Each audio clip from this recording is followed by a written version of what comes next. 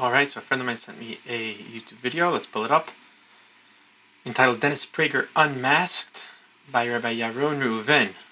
And let's see what the rabbi has to say.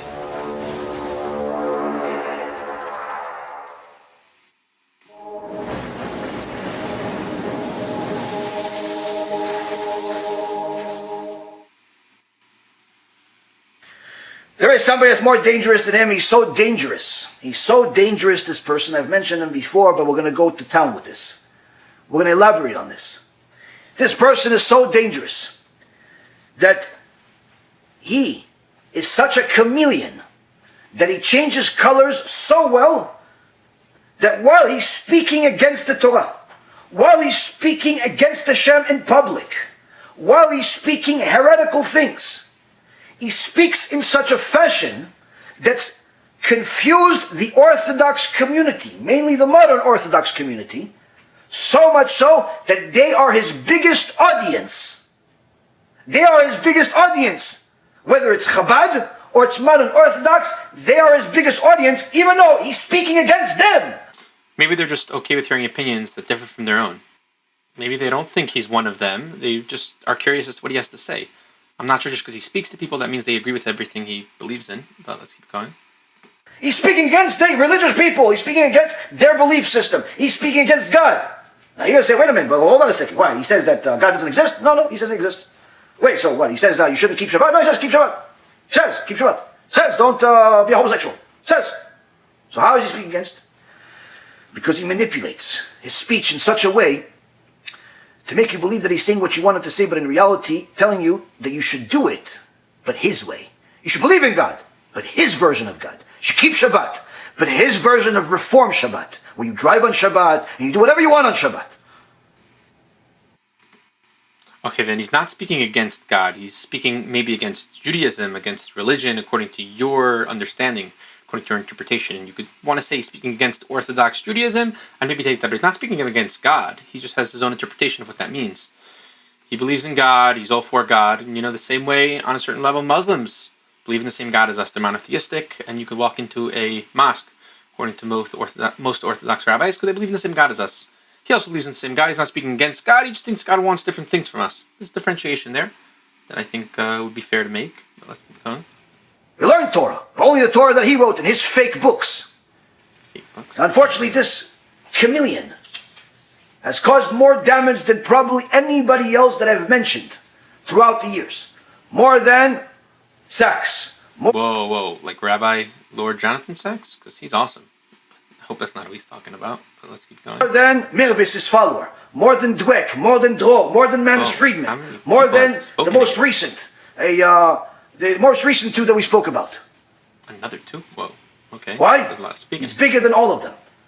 He's so big, I didn't even know he was a heretic until I investigated the issue a little deeper. I thought he was Orthodox, just didn't wear a kippah. Wow. He thinks you could be Orthodox and not wear a kippah. Props to that. I'm impressed that he has that kind of open-minded thinking. Name? Dennis Prager. Dennis Prager, Shem Rashayim Yerkav, is one of these people that is literally cordial, nice, educated, but is making a mockery of Judaism in public. I love it's like a but. Like he's cordial, he's nice, but like, okay. Those things don't contradict each other. I don't understand what the but is. Now, a background about Dennis Prager.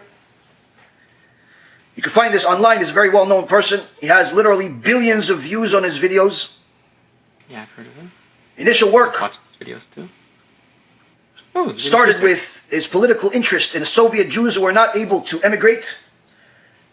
And he specifically focused on social conservatism, which in many people's perspective is in line with Torah values, or at least the closest it can be. Prager and his siblings were raised in a modern Orthodox Jewish home. He attended the yeshiva of Flatbush in Brooklyn, New York. He even befriended Joseph Telushkin. He went to Brooklyn College, graduated with a major in history, and he took courses in Columbia University. And Middle Eastern Studies. He graduated with a major in history and Middle Eastern Studies.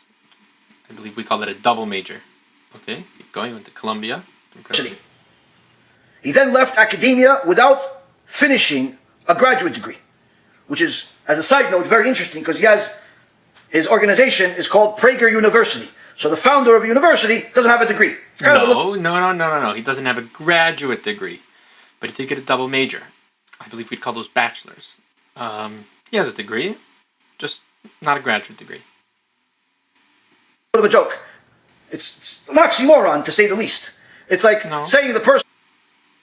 No, it's not an oxymoron. You could be incredibly intelligent and have a lot of wisdom to share with other people and not have gotten an official degree.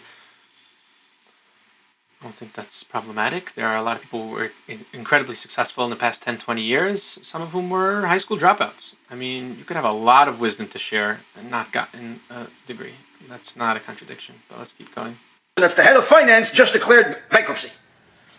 Whoa. He himself was a big finance individual, Rabbi Yaron Reuven. If you watch the video of Rabbi Yaron Reuven on how he became religious, he talks about how he was working in finance on Wall Street and then he ended up losing it all. Sometimes that happens. It doesn't mean that you're not a wizard in finance. Okay. Or the person that is a head of education is uneducated.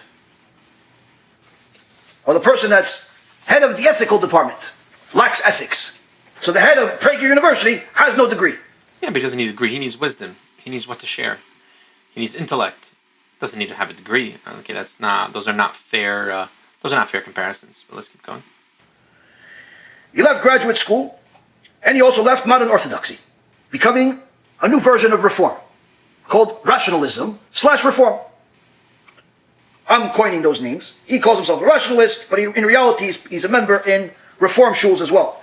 Okay, so you're calling him something, and then upset because people invited a reform person into an Orthodox congregation. You're the one who decided he's reform. So until you prove that to me, I'm still listening, but I haven't actually heard that yet. Let's get some proof. The fact that he's part of a reform congregation, maybe that's because Orthodox rabbis like you won't accept him. But let's keep going. One of the places that he was a member of for a long time is a reform shul. Okay. Reform temple, called the Stephen S. Weiss Temple. So this Prager supported Jimmy Carter in 1976 U.S. presidential elections, despite the fact that Jimmy Carter is a notorious anti-Semite. Notorious anti-Semite. I didn't know that. But assuming that is true, you can still support someone. I mean, a lot of people in the last election didn't like either option, and they picked one. That's how politics works. It doesn't mean you agree completely with all the opinions of the candidate. It just means you picked them from two. We have a two-party system. Okay, let's keep going.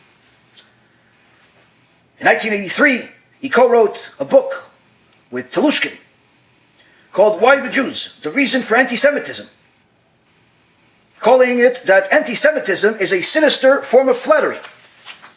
Things like this make it... Who doesn't like flattery? I'll take it. Like, what's so wrong with this guy? What's so wrong with this guy? I haven't said anything wrong with him yet. I don't know. It's a very good question. In 1986, he got divorced, went into therapy for a year. I'm not sure why that's highlighted. Like, that's an important part of what he's about to say. People get divorced, people go to therapy. Okay, let's keep going. Eventually wrote a book in 1999 called Happiness is a Serious Problem. He argued that confining sex to heterosexual marriage desexualized religion, which was a great achievement of ancient Jewish tradition that was worth fighting to retain. In essence, he did something that is becoming normal today, which is taking the holy Torah, the divine law of the Torah, and calling it a culture. Calling it something that is a custom. Something that's good, but not an obligation. No. He didn't say you're not obligated. He gave a reason for the biblical commandments. If I'm not mistaken, the Rambam in Nevuchim actually says that the reason why you're not allowed to have any sexual relationships with your relatives is for that reason, in order to take sexuality out of the household. So he's saying you want to take sexuality out of the culture to a large extent, but that doesn't mean that it's a culture, it's a commandment, and you're trying to remove sexuality from the people. The Rambam pretty much does it in Nevuchim, if I'm not mistaken. I'll try to post that in, I'll try to bring it up on the screen over here, hopefully. Okay. Culture, by the way, just so you know, in Hebrew translates to tarbut. Tarbut. You're only going to find one place in the Torah that has the word tarbut. It's not saying to do it The because word tarbut of the Reshaim. God commanded it. The culture of the Reshaim. Why? Judaism is not a culture. We have cultures within the Jewish people, but Judaism is not a culture. Calling Judaism or viewing Judaism as a culture, as a custom, or the likes is heretical to the Torah. But he says, although it's a culture, although it's not necessarily an obligation from God, at least not to his understanding, it has good things in it, like confining sex to heterosexual marriage. Like he's against gay marriage. So again, what's so bad about it? Okay, so he called it a culture, or he views it as a culture, or, what's so bad about this guy? Because, Rabotai Karim, you'll see as we go through this, you'll see that when someone has a rotten foundation, a rotten view of the foundation of Judaism, their views that are in line with the Torah are not in line with the Torah because the Torah said so. They're only in line with the Torah because they agree with their conscience, they agree with their psyche, they agree with their perspective. That's it. And as soon as the Torah disagrees with their perspective, with their psyche, with their overall mentality, they simply just care less about it. They throw the Torah in the garbage. I'm not sure why he has to build up like this. Why don't you just tell me what he says in general? Tell me his opinions, tell me his viewpoints, and then show if they contradict with the Torah or not. I don't know why you have to go through this whole reason of how he views it in the first place and how that spreads out into a bunch of places where he disagrees with the Torah. Show me that he disagrees with the Torah, Vizo. Which is what happens with this guy.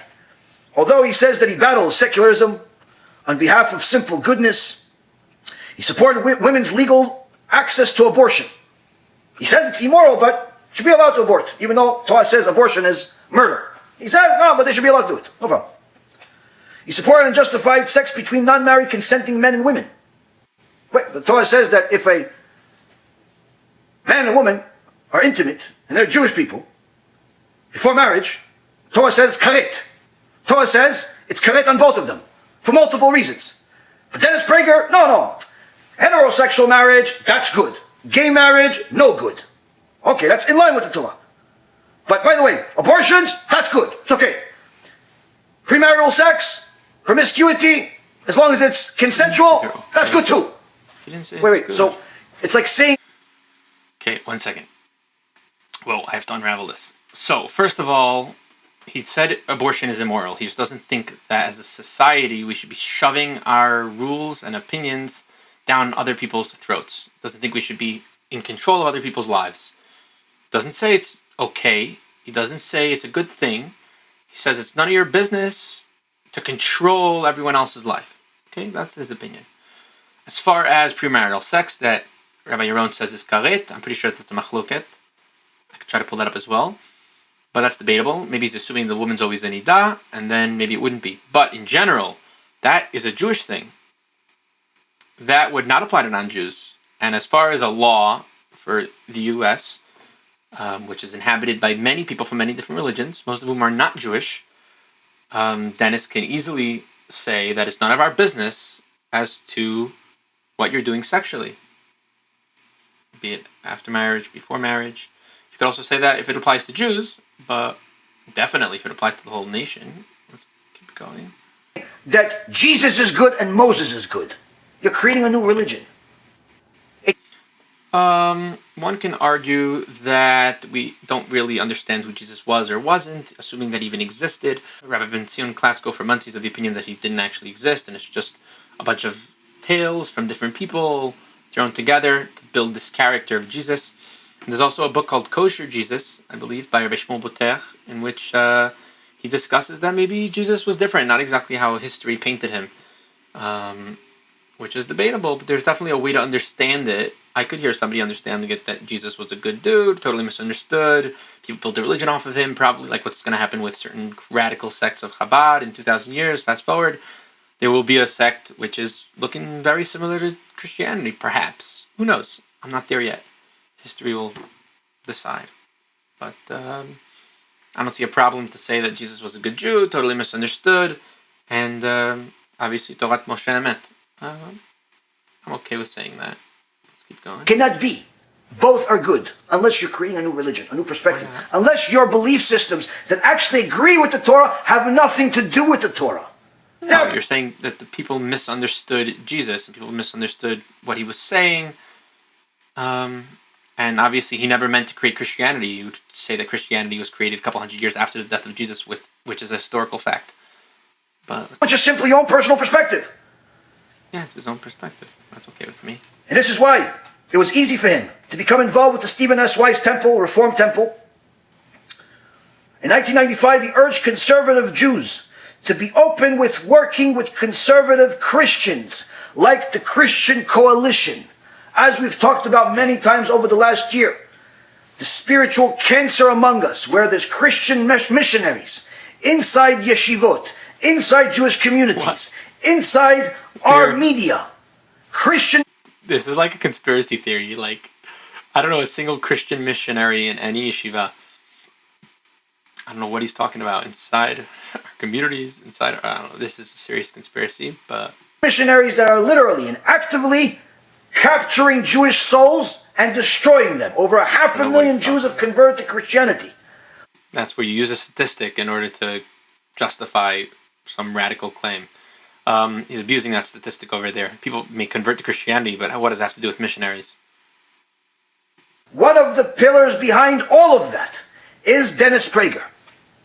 Whoa, you're saying people are converting to Christianity because of Dennis Prager? I'd love to see those stats.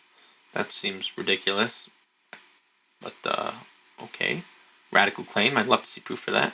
Because his advocacy of it was already far back in 1990s, before it was as damaging as it is today.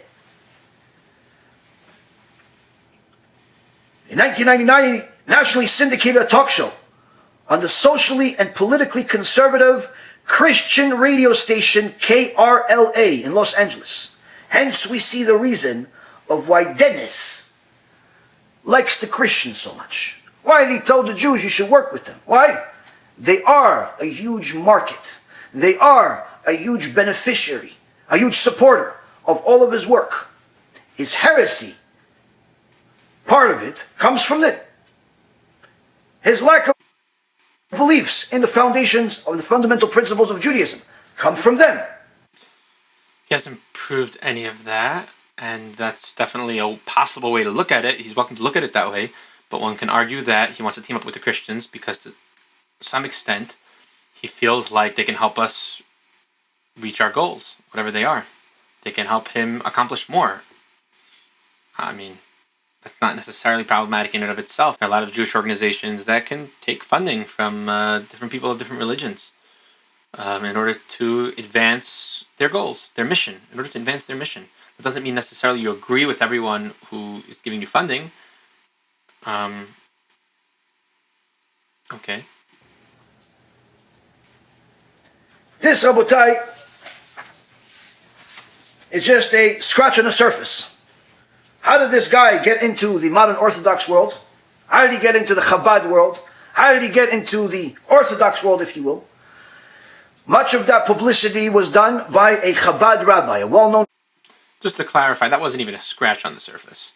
That was him making wild claims, not supporting or justifying anything, and talking about who Dennis Prager is associated with, and who he speaks to, which synagogue he goes to, which schools he did or didn't go to, what degree he did or didn't get. He didn't actually talk about anything that Dennis Prager says, and if he did, he definitely didn't disprove any of it.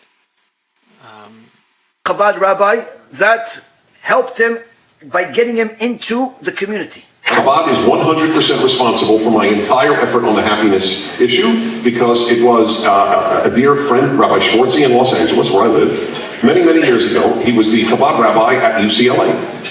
And he said, Dennis, could you come and speak to the Jewish students here? A lot of them know you from radio, so we'll get a turnout. I said, Schwartzy, for you, anything? I assume you want me to speak on Judaism. He said, no, nobody will show up. Presenting him as a Jew, presenting him as a Torah-observant Jew. He is a Jew. Even though he divorced his Jewish wife and married... Nobody knows how he was represented. I'm not so sure he was represented as a Torah-observant Jew because he told him not to talk about Judaism.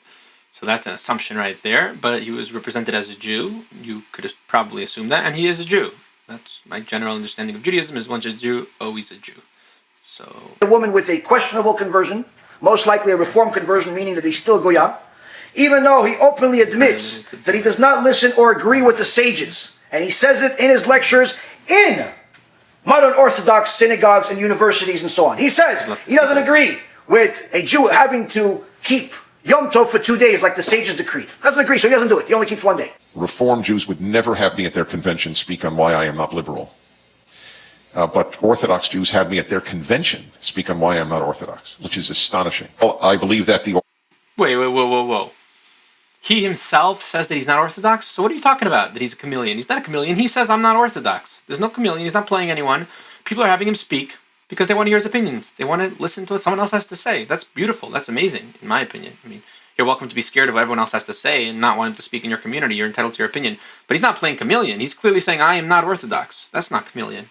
Oral law. Judaism consists of written law, the Torah law, and oral law, which is you'll find in the Mishnah, which is part of the Talmud. I believe that the reason it was kept oral was so that it changes. So you don't believe the law? That's not his belief. That's, my understanding, that's a general agreement with the oral law.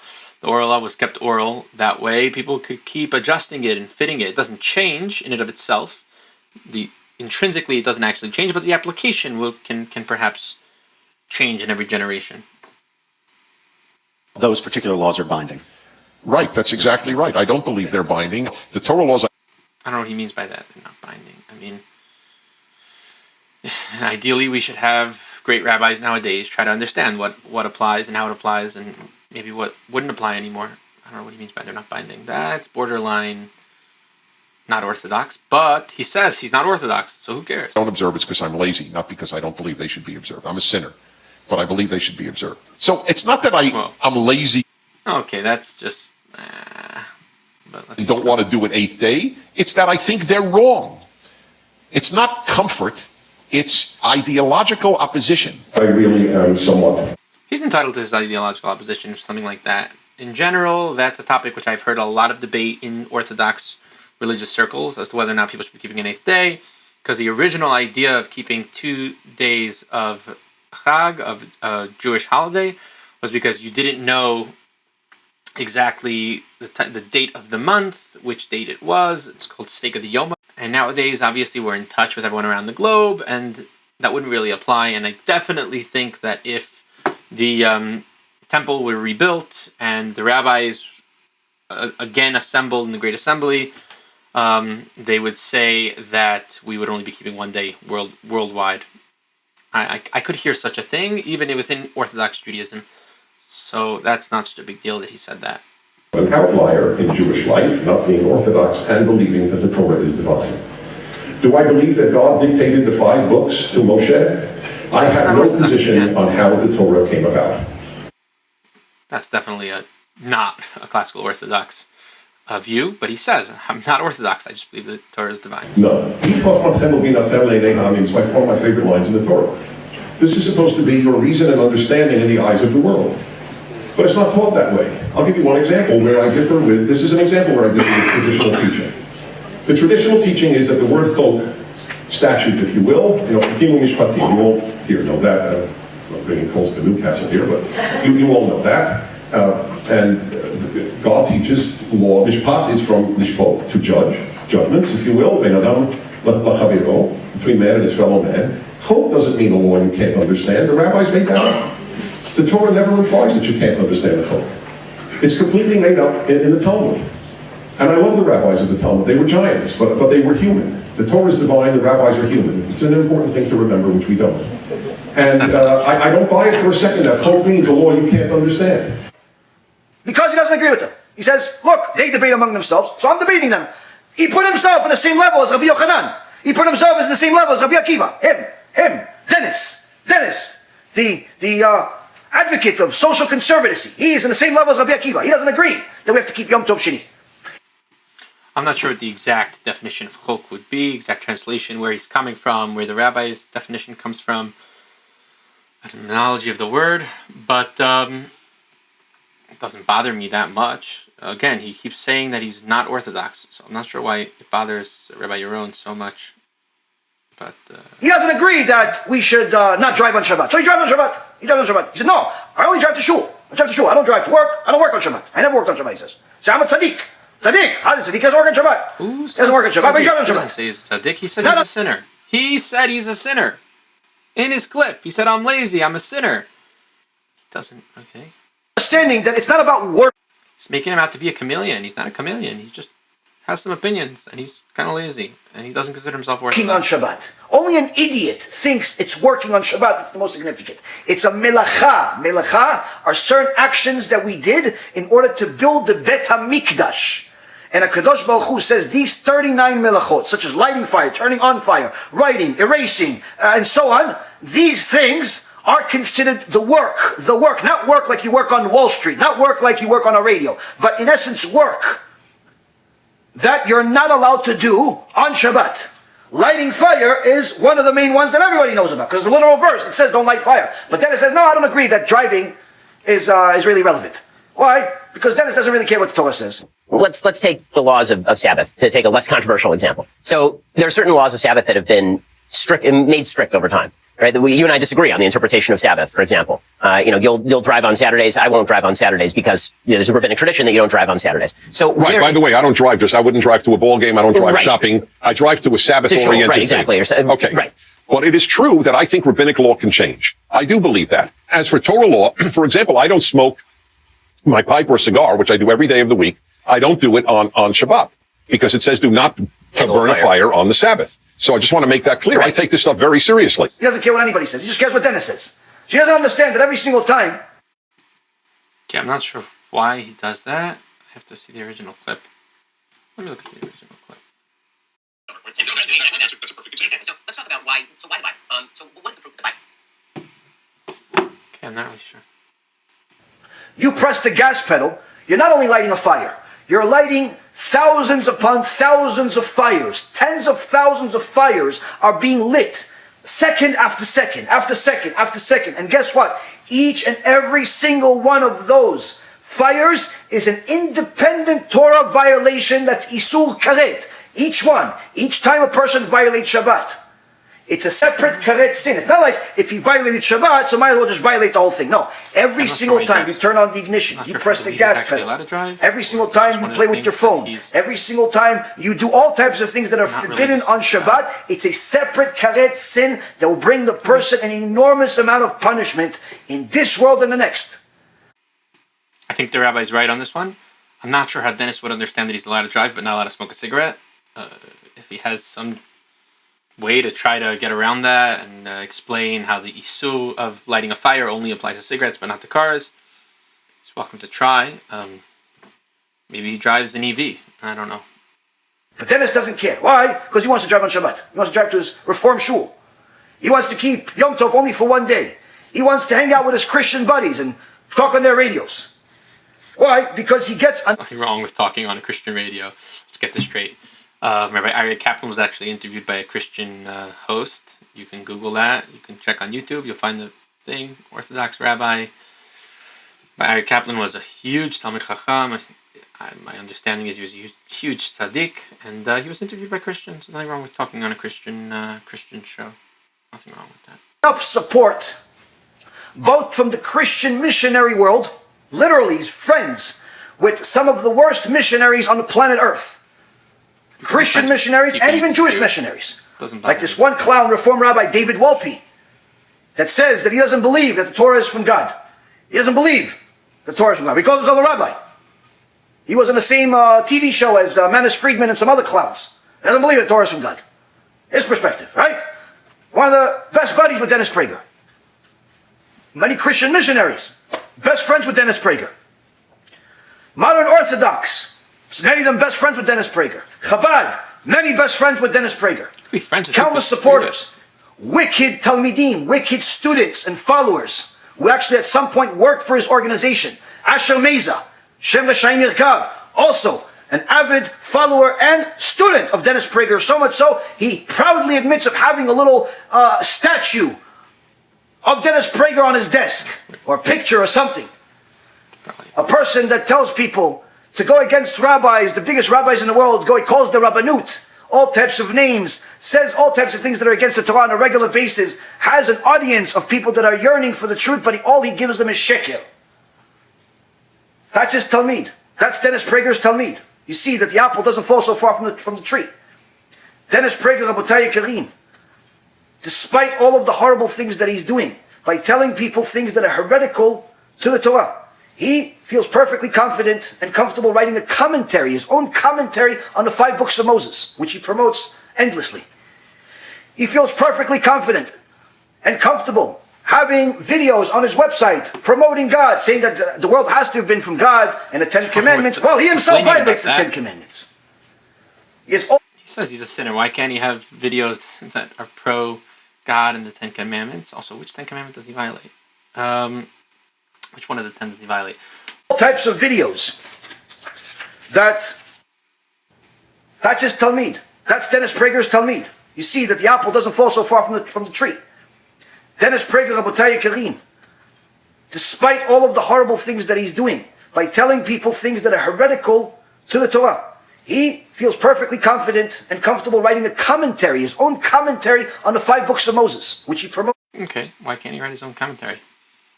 He's entitled to his own opinions, he's entitled to his own understanding, he's entitled to his own commentary. If you don't want to read it, don't read it. Why does that upset you that he wrote a commentary? Endlessly. He feels perfectly confident and comfortable having videos on his website promoting God, saying that that bothered you, that he promotes God in his the world website? has to have been from God and the 10 Commandments. Well, he himself violates the 10 Commandments. Okay. He has all types of videos. Would you rather he said there's no God and he violated, or would you rather he says there is God and I'm a sinner? What would you rather? That are full of lies. Literally full of lies that have been taken down by the media, by Google, by YouTube, by all types of other parties. And what does he do? He sues them. And he goes into these fake lawsuits to give himself a bigger name and a bigger stage, as if he's fighting for freedom of speech and so on, only to arrive at the actual court like an idiot without any proof to what he says. So they throw out the suit in the garbage, just like they should throw him out of all synagogues. He has all these lawsuits. So who pays for all of this? Show me one of the lawsuits. I'd love to see this. I don't know where he's getting his information from right now. Jews. Most of the money comes from Jews and obviously Christians. But a lot of it comes from Jews, and he literally gets tens of millions of dollars which he spends on marketing his videos. Tens of millions of dollars. As of 2018, around 40% of the annual budget of $10 million was spent on marketing. Each video is produced according to a consistent style. Videos cover topics, racism, such as racism, sexism, income inequality, gun ownership, Islam, immigration, Israel, politics, brutality, and so on and so forth. From the surface, he looks kosher, just like the pig. The pig. You should start with explaining why he's not kosher, and then explain how he looks. Don't start with explaining how he looks amazing, he looks kosher, he looks whatever, but he's not. You still haven't proven to me he's not. I haven't heard very much. You started off saying he's a chameleon, he's not. He tells everyone he's not Orthodox. You complained about some of the things he says. Yes, he tells people he's not Orthodox. Even the good things he does, you complain about too. You complain about the fact that he promotes God. Okay, I think if you have a complaint with anyone, it's about the people who bring him in to speak. You want to speak to the rabbis who ask him to come speak, or the presidents, or the organizations, or whoever. You're welcome to speak to them, but don't hate on him. He has his own opinions. He's welcome to his own opinions. Why does that bother you so much?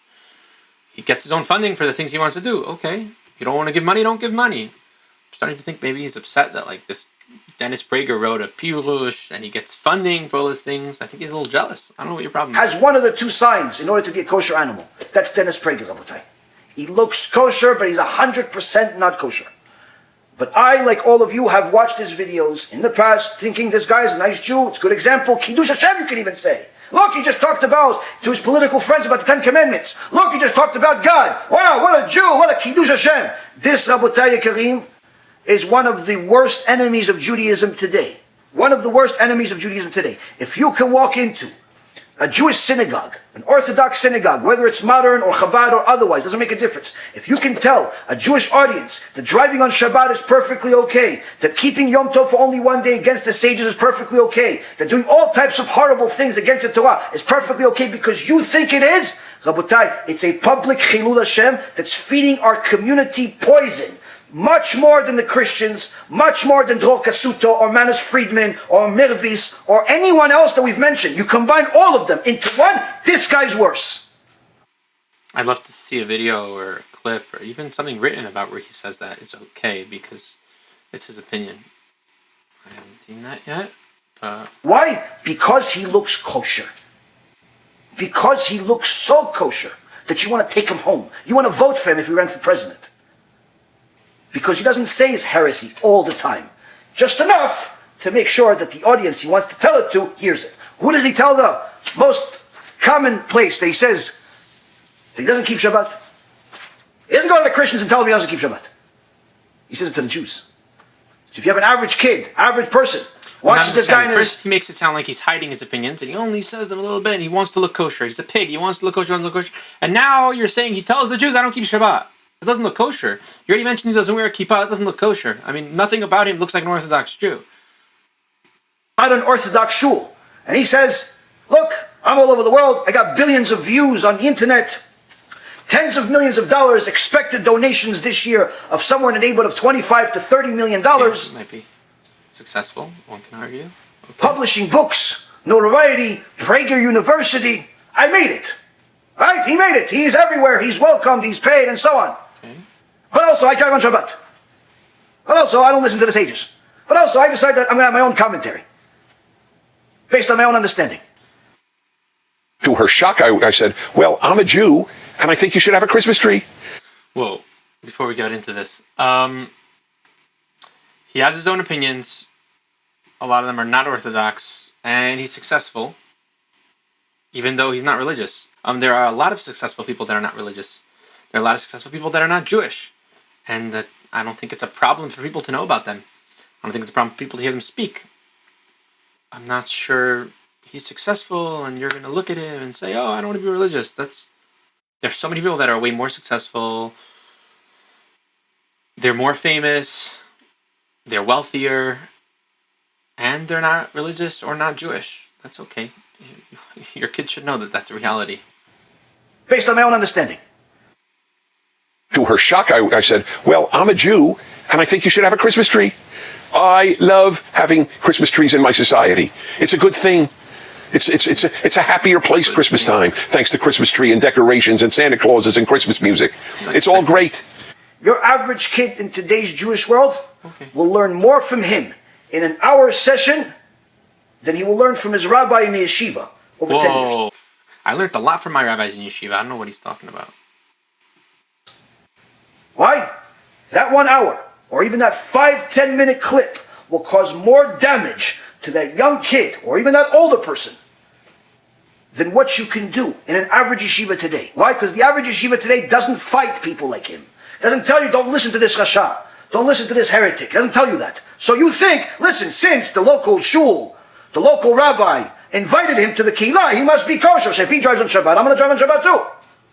Again, your fight is with the local rabbi, not with Dennis Prager that he has his own opinions. That's what's happening today, Rabotai. These are the leaders that Am Yisrael has put amongst themselves. Talking about the rabbis. Rav Wasserman is crying over. And the Gemara in Masechet Sotah, page 49b I'm says... not sure if he's referring to the rabbis who invite him or if he's referring to Dennis Prager, because Dennis Prager, as far as I know, is not a leader in any sort of Orthodox community in any way, shape, or form. We have nothing to rely on other than HaKadosh Baruch Hu and Hashem in heaven, our Father in heaven. Now, he continues and he brings Rabbi Yehuda Chassid. In Sefer Chasidim, Siman 209. He says, אם תראה בית כנסת או בית המקדש שנחרבו, דע שישראל היו דרים בו, דרך ביזיון או בקלות ראש. כי לא נהגו נוכרים קלות ראש או ביזיון בבית אדוני, עד שנהגו בו ישראל, שנאמר המערת פרצים הבית הזה. אחר כך והרו הכל עוברי דרך. Rabbi Yehuda Chassid brings hundreds of years ago, in his famous Sefer, that's accepted and celebrated among all of Klal Yisrael. Sefer Chasidim is not about Chasidut, like today's Chasidut, Streimel, hat. Surely, they learned from it too, but Chasidut meaning to do above and beyond the law, to be a tzaddik, to be a Chasid, Chasid of Hashem. And he says, look, if you ever, we learned from our... I don't think Chasid means to do above and beyond the law. Definitely not according to the Shari Kedusha from Reb Chaim Vital. Could be there's different definition somewhere else. I'm not sure where he gets the definition from, but let's keep going. We learn from our sages. We learn from our forefathers. If you ever see that there was a Bet Knesset, a shul, a synagogue that was destroyed, or a place of Torah that was destroyed, you should know that the Jews that were there, the Jews that were living there, were treating that synagogue, were treating that yeshiva like it's nothing. Chelut rosh, like it's a joke, like a bar, like a social club, like a place you can invite any heretic to speak in, Christian missionaries, a Jewish missionary, all types of heretics. Yeah, just entertain the crowd. Entertain the crowd. You ever see a Bet Midrash like that was destroyed? You ever see a Bet Knesset that was destroyed? You should know, without knowing, you don't have to look at the news, you don't have to look at the archives, you don't have to look at nothing. If it was destroyed, they were bringing people like Dennis Prager and Manis Friedman and the cancer that was trying to get to Kelly, that was trying to go to the Boca Raton synagogue, and so on. That was there. How do you know? Because we have a Masoret that we learn from the prophet Jeremiah in chapter 7, verse 11. And also in the book of Psalms, 80:13. What does it say? The Goyim, the Nochrim, never treat a place of holiness that's owned by Jews with desecration. They don't desecrate it, they don't ruin it, until the Jews did it first. Why? They don't get the idea from heaven to go desecrate a holy shul until the Jews do it first. The Zohar Kadosh, Rabbi Fine brings, Parashat Truma, Daf 131, Amud Bet, writes awful things about a person that speaks in a Bet Knesset. The Zohar says, in the name of Rabbi Shimon Bar Yochai, a person that speaks in a shul, mundane things, or even whatever you're speaking, in the middle of prayer, you're speaking, in the middle of the reading of the Torah, you're speaking, or even if you're speaking mundane things when there's nothing going on, but you're doing it in the shul. The Zohar says, that person that's speaking in shul, הוא כופר ואין לו חלק באלוקי ישראל ומחלל שם שמיים. כשיהודי מחלל בית כנסת הוא נותן שליטה לגויים. The Zohar Kadosh says, someone that speaks in a synagogue is considered 100% a kofir, a heretic, who has no share of the God of Israel, and is causing a desecration of the name of heaven. And when he desecrates that synagogue with his speaking in the shul, he is giving the power to destroy that shul to the goyim. Every Bet Knesset that has people socializing in it, if it gets destroyed, now we know why. We don't want anything to be destroyed. The whole point of mentioning it is so people do tshuva and stop. Stop desecrating Hashem's name. Stop being heretics. But if they don't, at least we won't cry to HaKadosh Baruch Hu, why'd you do it to me? We used to pray in this place. Isn't it a Bet Mikdash Katan? No. It's not a Bet Mikdash Katan if you're desecrating Hashem's name in it. You see, Rabbi Karim, this is our masoret. This is our belief system. Not my unique belief system. Not my invention. This is standard. Standard, basic level of Judaism. Okay, so two things. I think Rabbi Yehuda Chassid could be an accepted sefer, and the Zohar obviously itself is an accepted sefer, but we don't paskin out of these svarim. So the fact that Rabbi Yehuda Chassid says something doesn't mean it's halacha l'maisa. I don't think that's fair. You have to look at the Shulchan Aruch and this and that if you want to paskin according to Orthodox Judaism. Generally, there are plenty of things the Zohar says. Plenty. Actually, this past Shabbat I was talking at one of my neighbors. We're having a discussion about the Zohar. It says you only have to wait 1 hour between meat and milk, and nobody really does that. It's not the generally accepted Orthodox religious way. But the Zohar says that. We do not paskin out of the Zohar, and we don't paskin out of Yehuda Chassid. The fact that these are accepted books don't mean that this is how we necessarily live our lives. So I don't think that's a fair thing to say. Those who follow it will win. Those who do not will lose. In the interim, what happens to the ones that are trying to win? Rav Wasserman says, in conclusion, so long as we are guided by the misleaders who have brought us into a state of war with God, there can be no hope that our position would improve. On the contrary, it will worsen from day to day. There's only one way left for our deliverance to make peace between ourselves and our Father in heaven, the guardian of Israel. Only then can peace be upon Israel.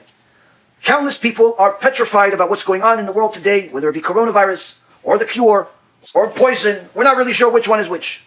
People are worried about the economic situations. People are worried about what's happening in Israel, whether it be the currency, or the broken government, or what's going on in the religious communities there and here, and otherwise.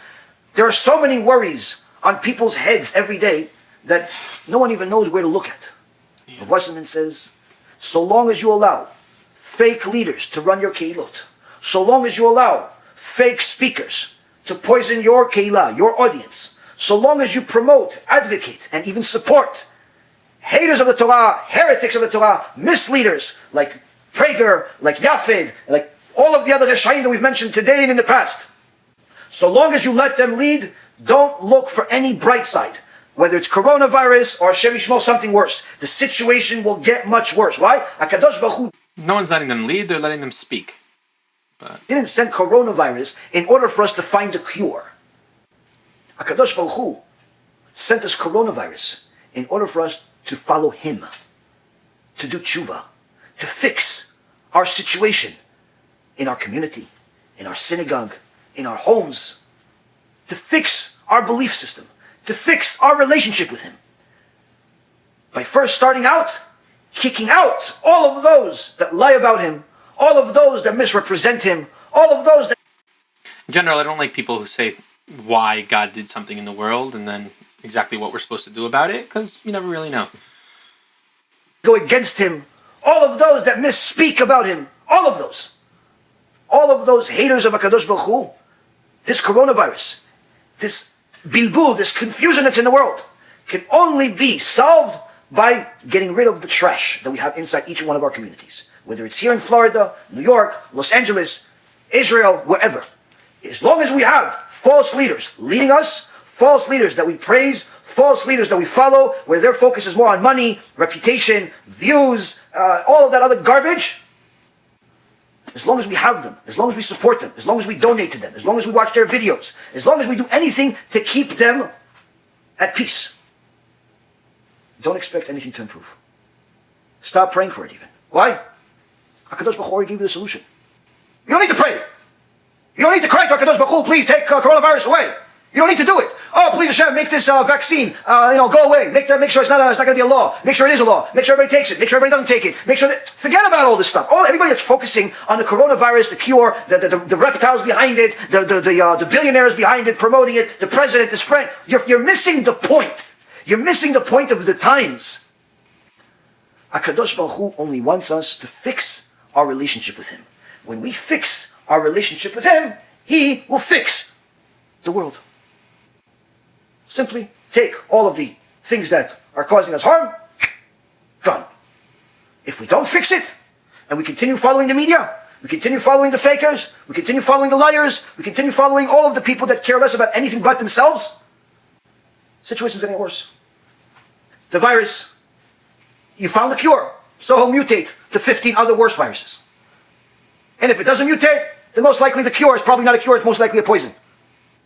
And the people behind it will just get more powerful to make the damage that Hashem is going to allow them to do even worse. You can worry about them. You can worry about a virus. You can worry about a cure. You can worry about the media. You can worry about all these things. You can watch videos about it until you're blue in the face. Or you could start becoming one of the people that starts solving the problem by doing tshuva. You do tshuva, you are good enough. You are big enough for HaKadosh Baruch Hu to fix this whole virus off of. You think that I'm telling everybody needs to do tshuva? They should, but not everybody needs to do both? Why wouldn't you do tshuva? Masechet Yoma. Why wouldn't you do both? Why wouldn't you go ahead, pray, try to do good deeds, try to perfect yourself, live a better life, and also try to fix it? Hishtadlut, as they say in Hebrew. To go ahead and put in the effort to try to fix things. It reminds me of a Gemara in Nida, Nafayin Amid Bet, that the Gemara asks, how do you become wise? Or how do you become wealthy? And the Gemara says, you want to become wise, you focus more on wisdom. And the Gemara says, if you want to become wealthy, you focus more on work. And the Gemara says, but a lot of people do that and it doesn't work. So then it says, no, you got to pray. You got to pray to God. The Gemara's conclusion is, you need to do both. You got to also work, and you got to pray. Why would you say the same thing? Why you only have to pray? You don't have to try to fix the virus. You don't have to find the cure. Obviously, if you only work on finding a cure, it could mutate. You could have another strain of the virus. You should also pray. You should also try to fix your deeds, become a better person. In general, you should try to be a better person, irrelevant of what's going on in the world. But to just say one, Page 85a says, Gdolat Tshuva. Tshuva is so big that HaKadosh Baruch Hu will bring a cure to a disease that was unfounded anywhere, just for the sake of that one person. And the Mefarshim say, the commentaries say, what kind of tshuva does he have to do? Does he have to be like Rabbi Akiva, get to the 50th level of Kedusha, have 24,000 students? Does he have to be like Moshe Rabbeinu, Ish Elokim, go up to Shamayim 40 days, 40 nights? Does he have to be like Avraham Avinu, has humility where he views himself as dust? Gemara says no. What kind of tshuva? This is specifically talking about tshuva from Yirat Shamayim, fear of HaKadosh Baruch Hu. You yourself that's watching this, you do tshuva, you are enough of a reason for HaKadosh Baruch Hu to fix everything. Now guess what? You do it, you can help somebody else do it. Somebody else does it, they can help somebody else do it. Before you know it, a whole community has changed. Before you know it, a whole nation has changed. Why doesn't he just do tshuva himself? Or I mean, he already did tshuva. Why isn't he able to just heal everything and make the coronavirus go away? I'm not sure why it's on. I thought one person could solve the problem. Why doesn't he solve it himself? Focusing on cures and poisons and the people behind it and the people that follow it and the people that are making money off it. Let's just follow what Torah says. Why? That's our Masoret. That's our heritage. That's our Torah. Our Gemara specifically says, you want a cure that hasn't been found. You don't need to go to the diagnostician. You don't need to go to the pharmacist. You don't need to go to the biochemical companies, to the pharmaceutical companies, to the government. You don't need to go anywhere. You need to go to HaKadosh Baruch Hu. Say, HaKadosh Baruch Hu, I'm sorry I violated Shabbat.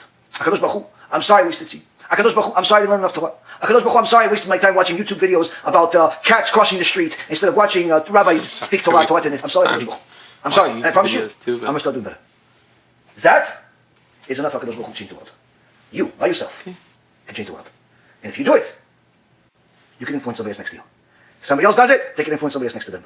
Each one of us, literally, by ourselves, our tshuva can be enough of a reason for HaKadosh Baruch Hu to bring a cure. Not just to Corona, but to everything that's going on in the world. To everything that's going on in the world. That's the whole message. Why? That's our Masoret. That's our heritage. If you believe it, do it. Do it. Start keeping Shabbat. Start protecting your breed. Start publicizing Torah. Start doing good things, according to HaKadosh Baruch Hu. Don't be like the heretics, the misleaders, that are telling people that they could translate and interpret Torah to their likings. Follow the Masoret. Follow what is giving us the power and the right to exist for thousands of years. Follow it.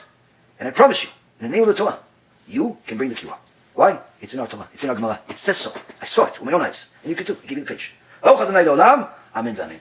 Whoa. Okay. In synopsis, it appears to me that his fight is more with the people bringing Dennis Prager in to speak to religious communities. It sounds like he's of the opinion you shouldn't hear dissenting views, and perhaps you can back that up within certain religious texts. I'm not saying there's no source for that, but your fight is not with Dennis Prager. He's not a chameleon. He's said multiple times in just the videos that Rabbi Yaron posted that he's not Orthodox. He doesn't look Orthodox. He doesn't pretend to be Orthodox. If you have a problem with anyone, it's not with Dennis Prager. It's with the people who invite him to come speak. Till next time.